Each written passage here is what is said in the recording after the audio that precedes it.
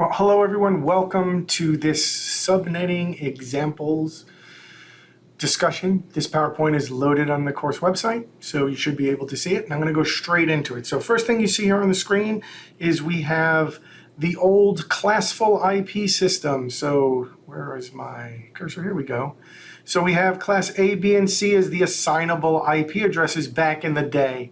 And back in the day, I mean like through 1990 or so. This was the way you got an IP address. You got a Class A IP address. It's a /8 IP address. We'll talk about that more in a second for subnet mask. What it means is if you had a Class A IP address, you had the first 8 bits of your IP address were your network address, and then you had 24 bits. That's 2 to the 24th, which is 16 million hosts that you could assign to your network. You don't need 16 million hosts in your network. It's a wasteful use of IP addresses. Then you go down to Class B, which is a /16. So Class A is /8, Class B /16, and Class C is /24. University of Tulsa has a /16 IP address.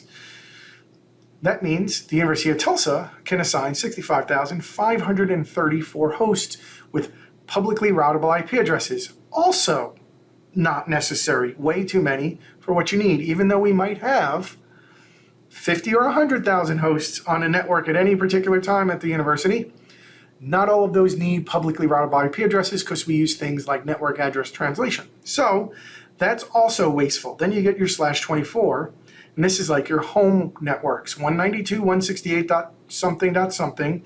You'll have up to 254 hosts on your network. That, for a small office or home office, is really all you need. In large organizations, you have 5,000 hosts, let's say, you could have a smaller subset of /24s to meet your needs. But under the old classful way of doing business, you only got a Class A, B, or C, and as the world grew using IP, we ran out of IP addresses, which is first step was to do something called CIDR, classless interdomain routing. So classless IP addressing has been gone for a while. You should and do need to know what Class A, B, C, and D are, just because you'll see that in legacy documentation and when you talk to old network people. Notice 127.x is missing between Class A and Class B. Why is that? That's your local loopback address, which means that's what your computer applications and operating system use 127 addresses to basically communicate from layer 7 down to your layer 2 networking type stuff. So 127 local loopback is not a Class A address. It is a reserved IP address. And what are the 3 private IP ranges and their respective class? Well, it's 10.x for Class A, 172.16/12 for Class B, and a 192.168/16 for Class C, even though the /16 is used as a /24. So you are aware you need to know that group, at least the 3 private IP address ranges, as well as others, such as the local loopback address and the 169.254 addresses for when DHCP is not available. And if you didn't know that before, now you know it. But anyway, moving on, we're going to use this thing called an 8-bit match chart. This is a SAL special creation I cobbled together through many years of trying to figure out how to do subnetting, borrowing from multiple people's tools on the internet. I can't cite them. But what I do is I care about the bits. So we have an octet is what we worry about in an IP address and IP version 4. And if you notice here, I have a total of 8 bits, and I just have all ones here. And then I've got it numbered bit 0, because you know computers like to start counting at 0, okay? How I build this chart is basically I start with 1, and then I just keep doubling the number, go to the left. Then, this is the cool feature. This is for subnetting. You start with, you start with the 128, and then you add the next value over. So 128 plus 64 is 192. And I will show you how to use this as we go along here in the examples that follow. So let's go ahead and build an 8-bit match chart, and you can laugh at my handwriting. Okay, so here we go. Doing my best here. Draw 8 lines for your 8 bits. Again, don't worry about my handwriting being bad. It'll make sense because in a second there is a picture to make your life a whole lot easier. By the way, that's phenomenal. So I have 8 ones, 8 bits. I'm going to start with a 1, and then I just multiply by 2. So I got 1, 2, 4, 8, 16, 32, 64, 128. Then on the bottom, I create it by going 128, add 64, that's 192, add 32, 224, add 16, 240, 248, 252, 254, and then finally 255. Now, that's it. That's the chart. Now you could come over here and just put this as 0, and that's 1, and that's 2. And if you notice, 2 to the 0 is 1, 2 to the 1 is 2, 2 to the 4 is 2, 2 to the 2 is 4, excuse me, 2 to the 3 is 8, 2 to the 4 is 16, blah, blah, blah, and it keeps going on. Well, you don't need to do that math after you create this. We're just going to use the chart, and I'm going to show you how to do that with the examples that follow. Okay, so here's the 8-bit match chart up in the upper screen, right up here, right? So we know that there's 8 bits in an octet. There's 4 octets in an IPv4 address. At any particular time, we're only going to care about 1 octet where the subnet mask is going to either end or in the beginning, middle, or somewhere in between. So what we have to be able to do is convert between decimal numbers and binary for 1 octet, which means a total of 0 to 255. And we will be using our 8-bit match chart to figure that out. So this top part up here in blue, this is what we're going to use to convert from decimal to binary and backwards, back and forth. And then this bottom is the subnet mask determination, which we will get to in a slide to follow. So watch when I do 199. So I got 199 here, okay? I should erase that a little bit. Here's my 199. I want to convert 199 into ones and zeros. So I'm going to come up here and I go, hey, do I have 128 and 199? Yeah, I do. Do I have 64? Yep. Notice I come over here with the subnet mask and I go, how many bits over until I am between a number? So I have 199. I got 192, 224. Okay, so I got 1 there, which means I got a 1 for 128, 1 for 64, add them together. How much do I have left over? I have 7 left over, right? Do I have 16? I'm sorry, do I have 32 and 7? No. Do I have 16? No. Do I have 8? No. But I do have a 4. Now I have 3 left over, so I have a 2. I have 1 left over. Boom. 1 0 1 1 0 0 0 1 1 1 happens to be my binary conversion from 199 in decimal.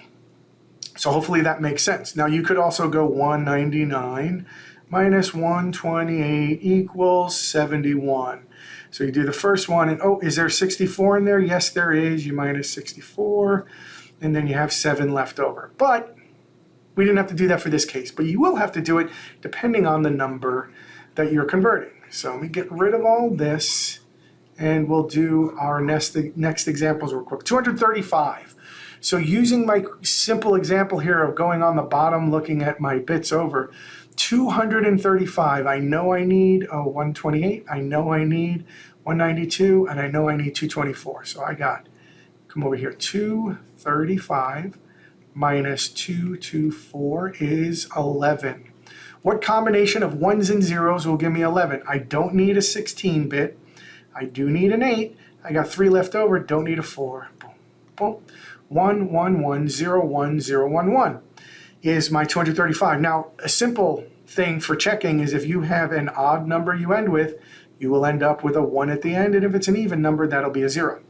So let's do 19. Well, 19 is one of those numbers. Here, let me get rid of all that stuff first. If I have 19, I'm trying to convert to binary. Well, that going along the side here on the bottom using this bottom row of numbers for netmask isn't going to work. Do I have 128 in 19? No. Do I go up to the top, look at 64? Do I have any of those? No. I don't have a 32 either, but I do have a 16. How much is left over? 3. So I go out a 0 8, a 0 4, and then I got 1 1. And again, it's an odd number. I have a 1 at the end. That's a good simple little check. So converting to 19, 0 0 0 1 0 0 1 1. Now, that's converting, but maybe you don't believe that I did it right. So now we're going to do it the opposite way. We're going to have some 1 1 or 0 1 combinations to figure it out. So let's do this. We'll put it right down. Oops.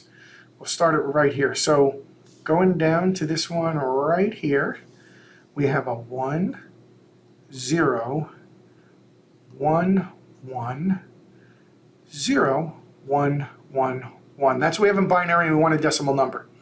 So I can tell you right away it's odd. Why? Because there's a 1 at the end. Okay, that's good. Now we come and we say here's a 1 on this bit, so therefore I have 128, right? Do I have 64? No, because that's a 0 there. But I do have 32, so I got 128 plus 32, that's 160. I move over, I got a 16, yep, plus 16, that's 176. All right, got no 8s, but then I have a 4, a 3, and a 2, so that's 7 more. So I'll go plus 7, and that's 183. So that's that conversion.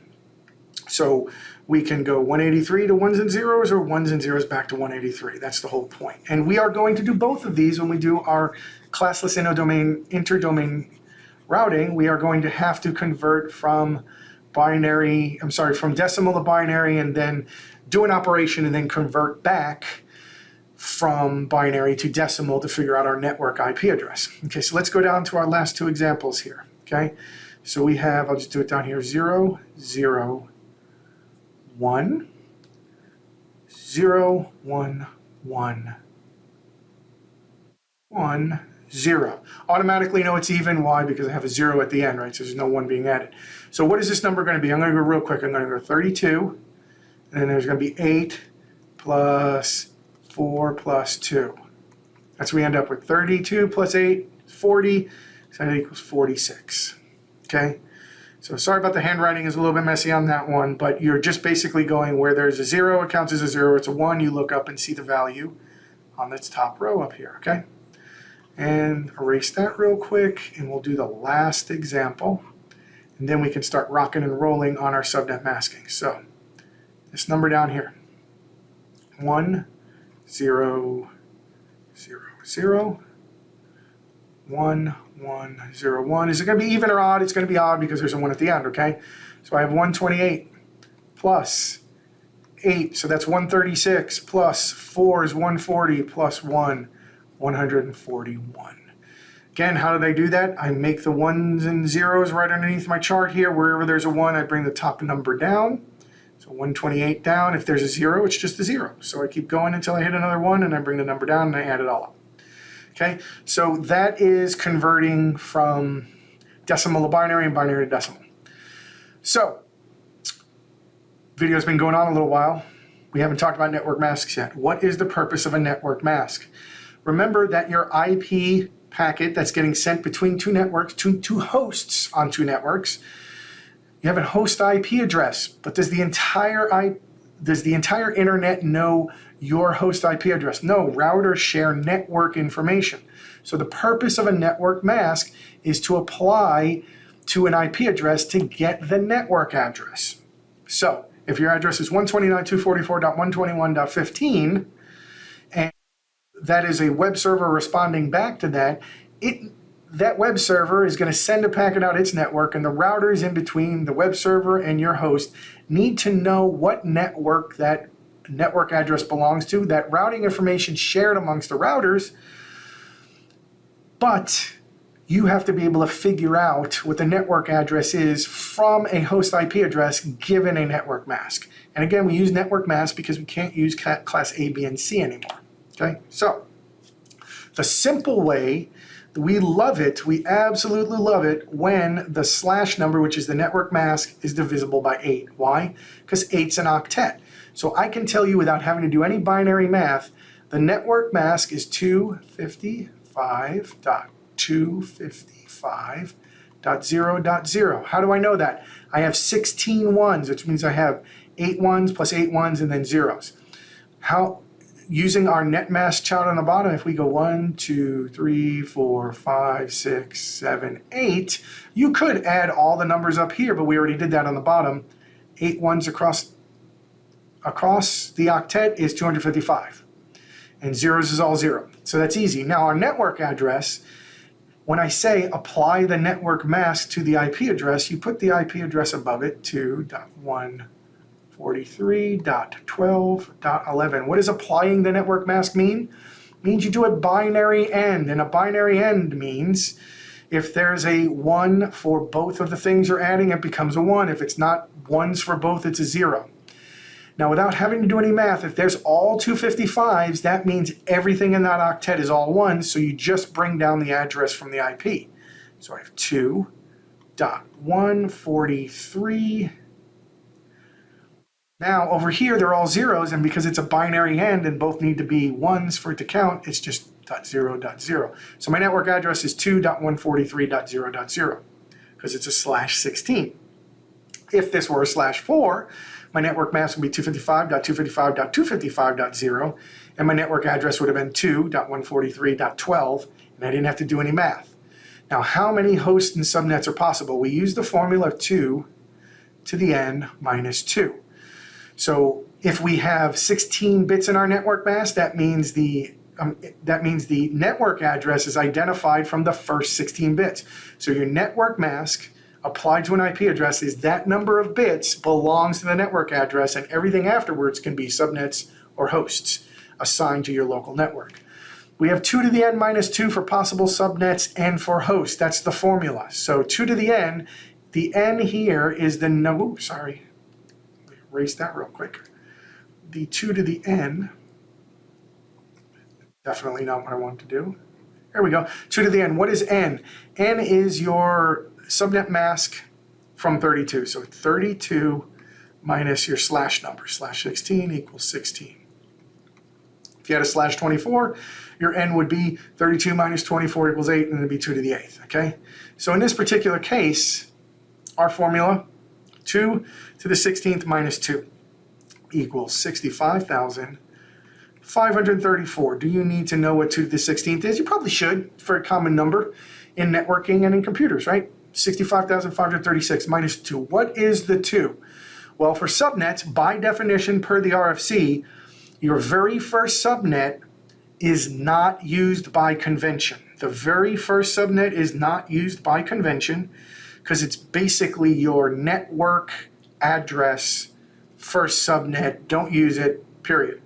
The last subnet, which is the other part of the minus 2, belongs to the broadcast subnet, which means when you send a message out to that broadcast subnet, it sends it out to all the subnets. It's a message that goes out to every IP address and all the different subnets throughout your network. And because you have a /16, you could have quite a few subnet masks. Now for hosts, the formula is the same because the very first host is called the network address. So in this particular case, the very first address would be 2.143.0.0. That's the network address. By convention, we do not assign it. What is the very last one? It would be 2.143.255.255. And again, what this does is it will send, assuming there's only one subnet, it will send a message, a broadcast message out to every host on this network. That's per subnet. So for every subnet, the first address and the last address are not used. That's why you have minus 2. But for your entire network, your very first subnet and your very last subnet are not assigned because the very last one's the broadcast subnet and the very first one is your assigned network address, and you're not going to use that for subnet. So that's just the convention per the RFC. So I have in the slides, you will see examples on how to do all the work I just did with less words probably, but it goes through the math so you can follow along, okay? Classless interdomain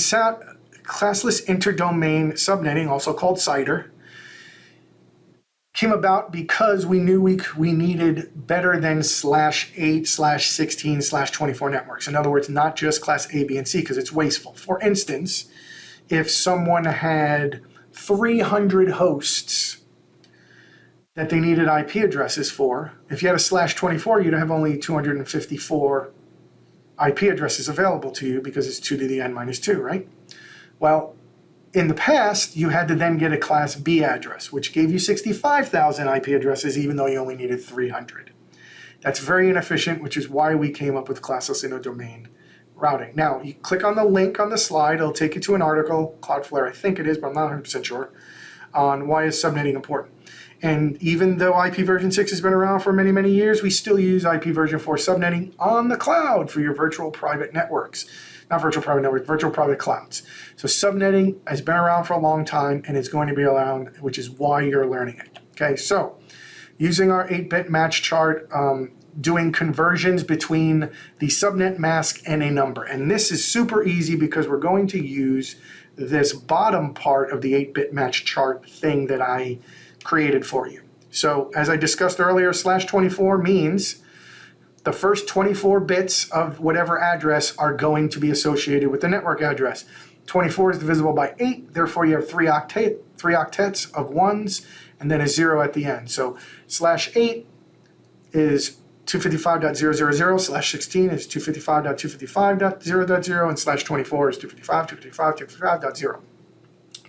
What happens, however, if you have /26? So I'm going to take my 26, I'm going to divide by 8. So I end up with 3. I don't care about that as much. I want the remainder of 2. Well, I do care about the 3 because that means I have 255.255.255, and I'm worried about this third subnet. What is the number there? Well, I have 2 bits. So I start from the left and I go 1, 2. I look up, what is that number, 192? My subnet mask is not 192. Okay, just as you see down here on the screen. So now let's go ahead and apply that for all these other examples. I have a /11.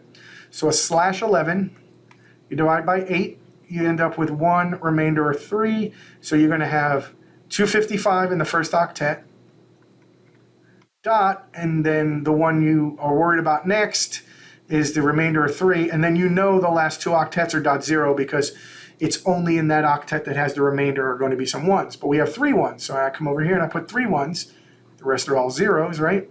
1, 2, 3, look up, that's 224.0.0. That is your subnet mask. And again, in this case, I have a /11, which means whatever IP address you have, the first 11 bits are the network address for the router for the network that that IP address host will belong to.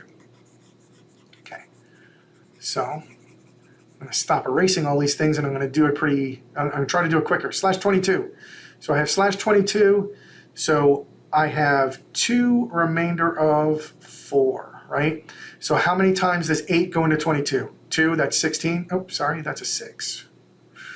2 remainder of 6, right? So how does that work? I have 22 divided by 8 equals 2, and I have what's left over, 16, so I have a remainder of 6.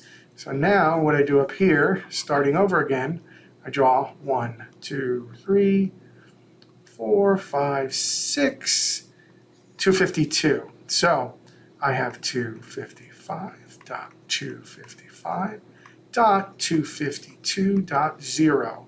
That's my network mask for a /22. Now for /30, I'm not going to write out all the 255s because we know the first 3 octets are going to be 255. Why? Because we divide 30 by 8. That's going to be, again, 3 octets of 8, and I have 6 left over, right? So how do I do that? Just quick math, 30 divided by 8. You have equals 3. 3 times 8 is 24 with a remainder of 6. I go 1, 2, 3, 4, 5, 6. Again, it's 252. What's my net mask going to be? 255.255.255.252. Okay? Now, let's do it the opposite direction. I have the net mask and I need to go to 1s. That's pretty simple too. Let me get rid of all of that. And we sit there and go, okay, so right down here I have 255, 255. I know that's a /16 because it's all 8s in that octet.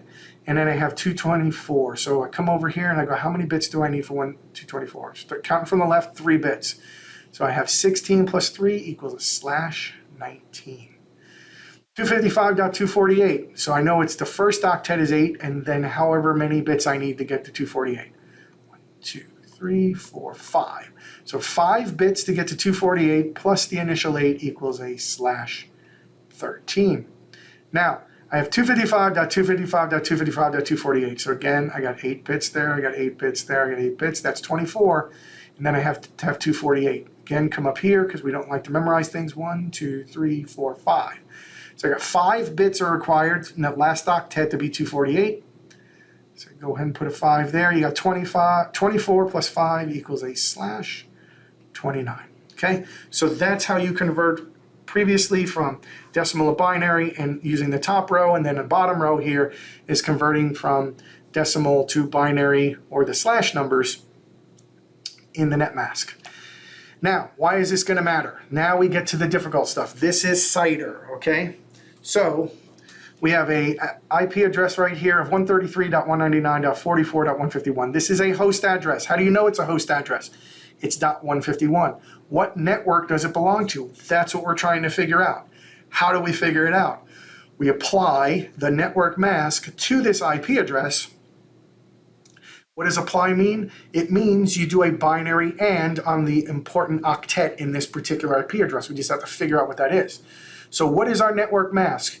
If it's a /9, we know 8 goes into it once, so I have 255.something.0.0. I know that there's one bit in here, I just have to figure out what the number is, and the rest are all zeros. Well, it's a remainder of 1, 8.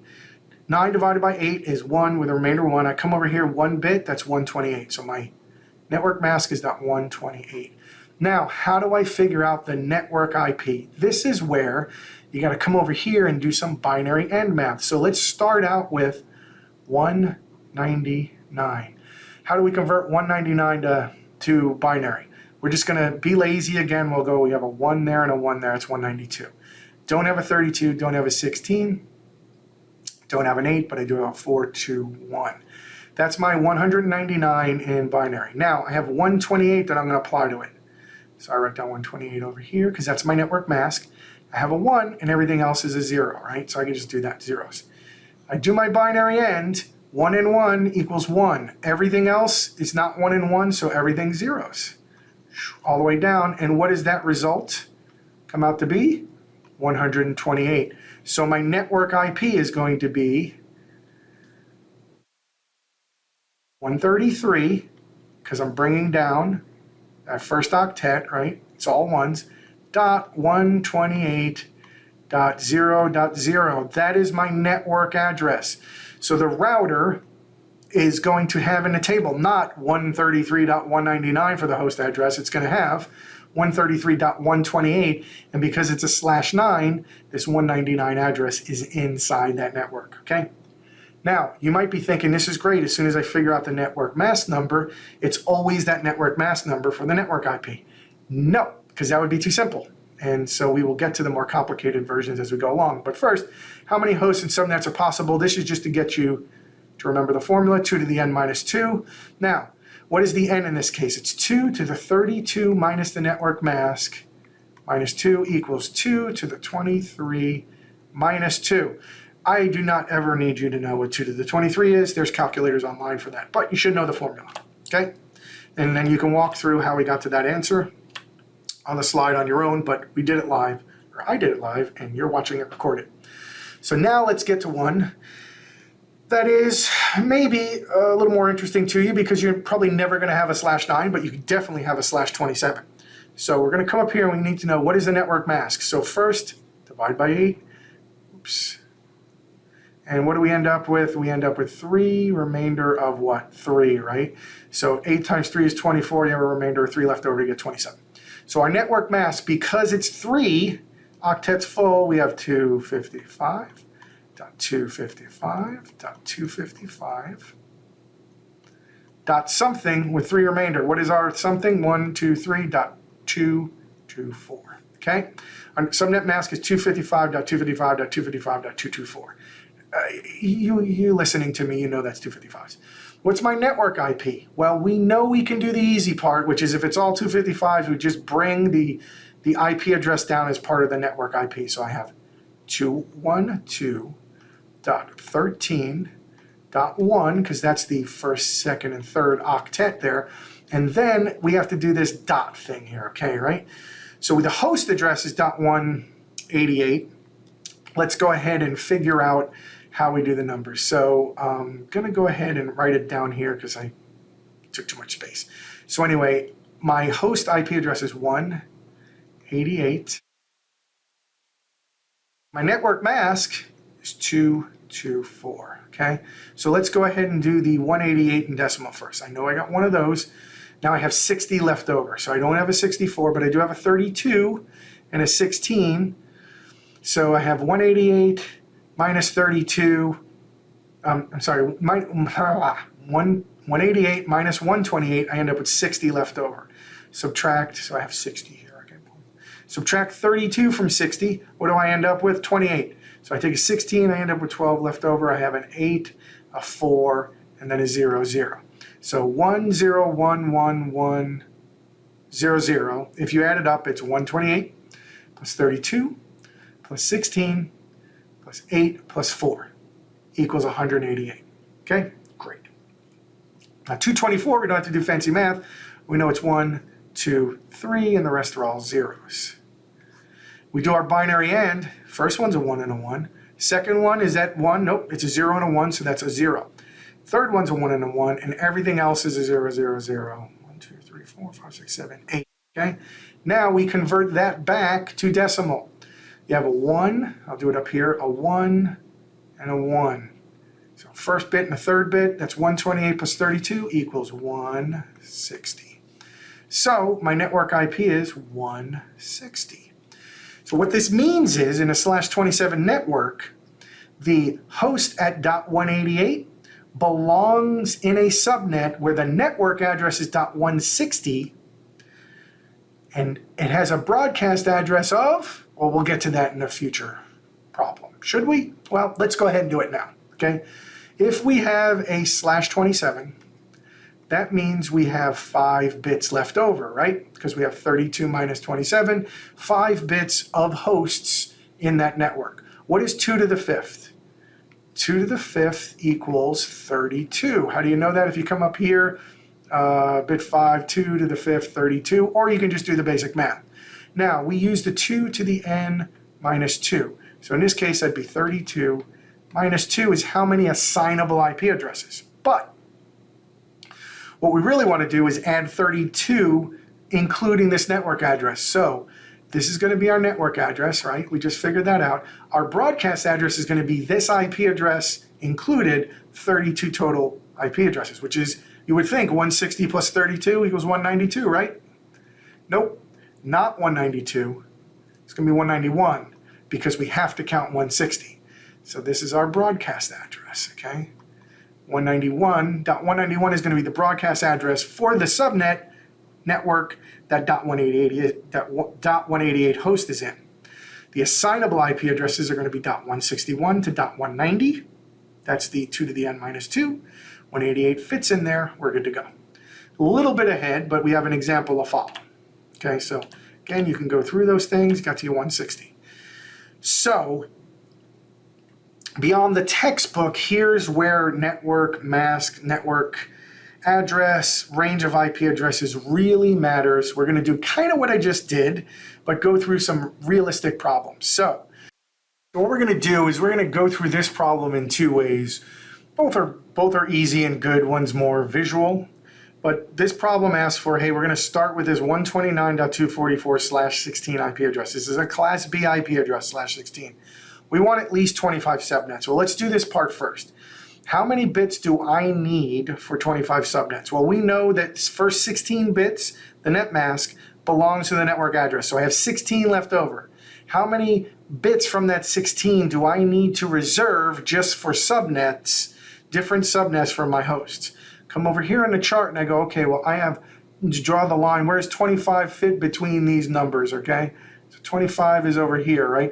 Can I assign 4 bits and fit 25 in it? No, because 2 to the 4th is 16.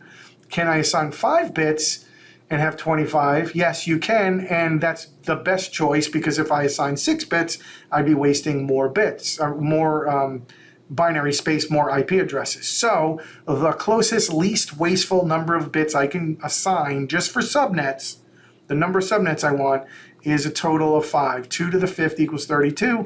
So that's what I'm going to do. So I'm going to have 16 minus 5 for subnet. That means I have 11 bits for hosts per subnet. So let's go to the slide and walk through what I have here on the next slide. So talked about that. For 25 subnets, I need at least 5 bits. which if you add 16 to 5, I now have a /21, right? So the first 16 bits are your network. Then the next 5 bits are which subnet inside that network.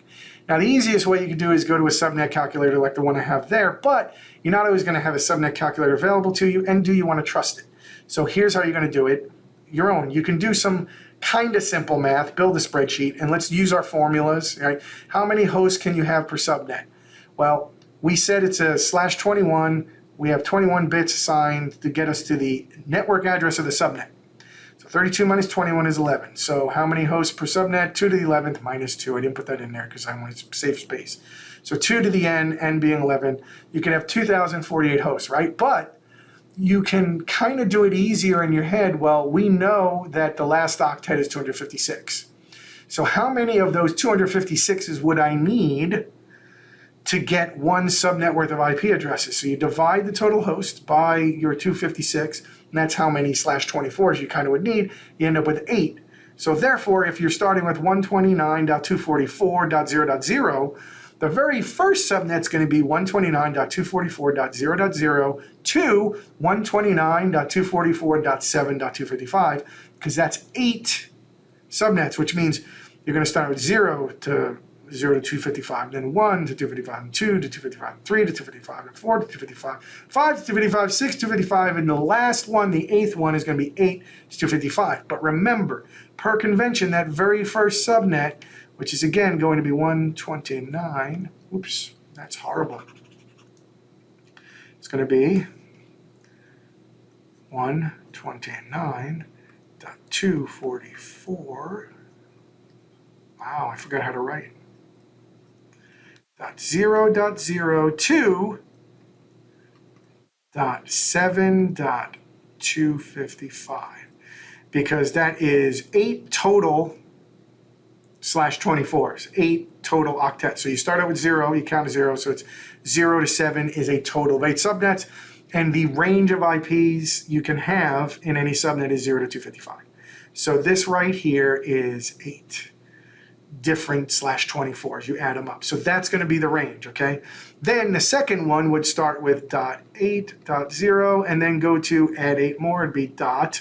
Is it going to be 16? Nope, it's going to be .15, .255, .255. So that's the, do a spreadsheet, do it in the math. But another really cool, easy way to do it, it's worth your time if you have to do this kind of IP subnetting, is to use a graph. So we know we have 129.244, that's our /16, okay? That's our network address. Everything from this point on, the last 16, belongs to subnets and hosts that we control. And we're gonna assign the first 5 bits to be our subnets. So let's just start counting from 0 and go up for our subnets. So zeros, and that line here is the 5th bit boundary, and then you start with 1, and then you 2, and then 3, and then 4, and then 5, and that all I'm doing here is going, 1, and then 0, 1 is, well, 0, 1 is 1, and then 2, 1, 0 is 2, and then if you want 3, it's going to be 1, 1, and if you want 4, it's going to be 1, 0, 0, things like that. So I just basically start counting, 0, 1, 2, 3, 4, 5, 6, 7, 8. Okay, so just illustration purposes, here's the first 8. These numbers correspond to what your binary positions are for your subnet bits. Now, it's kind of easy for you to figure out what is your subnet range. You know it starts at 0, 129.244.0, all the way up to whatever that number is, okay? Oops, sorry. So do the math. Simple math. So at this point, forget the big thick red line here. Look at the overall octet to come up with the number for the network addresses in this octet. So 0001000. What does that convert to decimal? Come up here. 00001. Oops. Hang on a second. Sorry. 1000, which means this number right here, this beginning network address is .8. This number here, 0001 in all zeros, it's, sorry, 0001, oh, that's a 16. And what is this third one here? 00011, whoops, 00011 would be 24, and that's exactly what you have down here.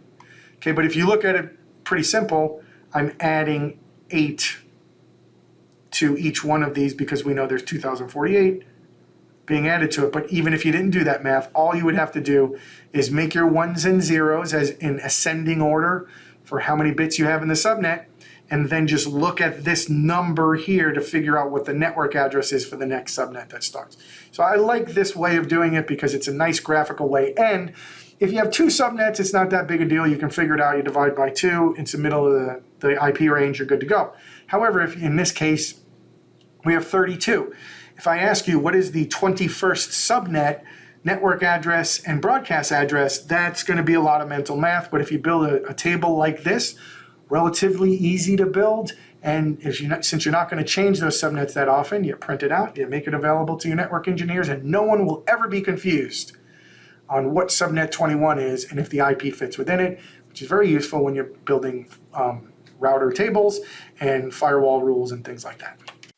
Okay, last very useful problem. This is really kind of like the last example for when you're having to try to figure out which subnets, how many subnets you can have based upon whatever range of IP you have and bits available. And then here's the nuts and bolts of like, hey, I've got an IP address and a subnet mask. I need to know its network IP, default gateway, how many IPs can be configured in that network. This is really practical, very common problems and questions that have to be answered in a network. So very first thing we're going to do here is going to go, hey, we have a /29, right? So how many bits do we have left over? 32 minus 29 equals 3. So we have our network address, including the subnet. We don't know how many subnets we have, but we just know for this network, I have an IP address that ends in .53, belongs to a /23 network, which means this network has 3 bits left over for hosts in the network. That's not a lot. We'll see that in a second. So let's just do the subnet mask real quick. We know it's a /29, so you divide that by 8, you end up with 3 with a remainder of 5, right? So 8 goes into 29 3 times, that's 24, you have 5 left over. So our network mask, go over to the 5th bit, .248. So what does our network mask end up being? 255.255.255.248, okay? So that's the important part there. Now, what is our network IP address? We know for the octets that have 255, we just bring that IP address down, 129.244.122, and we have to figure out this last one. That's the most important thing. We know the host IP address is .53. What's the network address it belongs to? So we come over here and do our decimal to binary conversion. We got 53 there, and we have 248 here. That's our network mask. So converting that real quick, we have 0 of those, 0 of those. We have 1, 2, 0, 1. So we have 32 plus 16 is 48. 48 plus 4 is 52. That's 53 in binary. 248 is very simple. We know it's 1, 2, 3, 4, 5 ones. We just did that simple conversion. And we're going to do a binary AND. So binary AND, both have to be 1. 0, 1 is 0, 0, 1 is 0, 1 and a 1. Those are both. And then everything else is zeros. So this is our network mask. We convert that back. I'm sorry, our network address IP. We convert that back, and we end up with 32 plus 16, 48. Okay, so our network IP is .48. So come over here, 129.244.122.48 is our network IP address. Now, what is the last IP address in this subnet? Well, there's a total of 3 bits, which means 2 to the 3, which is a total of 8 network IP addresses, or total of 8 IP addresses in that subnet. So we'll do broadcast here. Oops. Broadcast address, 8 plus 48. You think it's 56? Nope, it's 55, right? How'd you get that? We know we have 3 bits left over, 2 to the 3rd equals 8. We start counting at the 48, so including 48, the subnet mask is, the broadcast IP address is .55, which means, we take that down, here and just doing dittos. So our network address 129.244.122.48. Our broadcast address .55. That's the -2, right? So again, we're going 2 to the n minus 2. That's 2 to the third. So that's 8 minus 2 equals configurable IP addresses, right? But the question we have here, so this one is .55. That's our answer. And the range of configurable IP addresses is going to be .49 to .55. Now, what you'll see is a little different on the slide that explains this in a second is I don't have 49. Why? This question right here of default router gateway. By convention and convention only, the first IP address in the subnet is your default gateway. What is your default gateway? That's the router that IP addresses hosts on this network have to speak to go talk to other networks. That's your router that connects this subnet to any other network in your network and beyond. So by convention only, first IP address is your default gateway. Does it have to be? No. You need to, unless you have a damn good reason, always assign the first IP address to be a default gateway. So now what do you really end up with as configurable hosts? It's really .50 to what? .54? Because you can't assign the broadcast address. However, to be officially correct, and not in accordance with what the slide says here, on the next slide, your default gateway is 49. We talked about that. Your broadcast IP is 55. It says here configurable IPs are .50 to .54. However, in reality, .49, your default gateway, that's really your first configurable IP address, but this isn't wrong because your default route is going to be .49. So, going back again here real quick, you have a /29 address. These are really useful networks if you just want to have a small number of hosts on a subnet and then be able to control access to those hosts and that subnet via routing tables and firewalls. So that's why you would use a /29. Very, very common, very useful. So anyway, you can go through the example here and see what you need, and that's it. So that was subnetting, was a lot of information, but we kind of built up to it. The last examples of identifying, going back here, this problem right here, given the number of subnets you need, how many hosts, and what are the addresses of those subnets, using either your plain math or your cool little table that you can share with other people so they know, that's really practical and useful. But this problem right here of having an IP address and a subnet mask and identifying the network IP address, the broadcast IP address, the default gateway, and how many IPs are left over, that is the culmination of why we did all that math up to this point. So hopefully that follows. You follow what I did, and if not, look at the slides that I explained the steps. I didn't exactly do it word for word, but the main points are in the PowerPoint slides. If you have any question, you know how to get a hold of your friendly network instructor. Aloha.